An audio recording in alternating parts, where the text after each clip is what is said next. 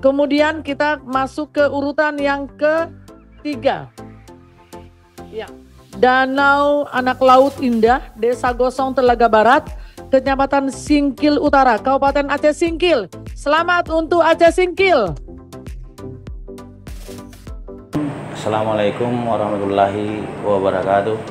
Saya Hasanuddin Aritonang, Ketua DPRK Aceh Singkil, mengajak seluruh lapisan masyarakat Aceh, khususnya Aceh Singkil, untuk mendukung wisata Danau Anak Laut Indah milik BUMDes Gosong Telaga Barat, Kecamatan Singkil Utara, dan wisata Alu-Alu Resort milik BUMDes Pulau Bagu, Kecamatan Pulau Banyak, yang saat ini ikut dalam lomba promosi Desa Wisata Nusantara tahun 2022 yang dilaksanakan oleh Kemendes PDDT RI.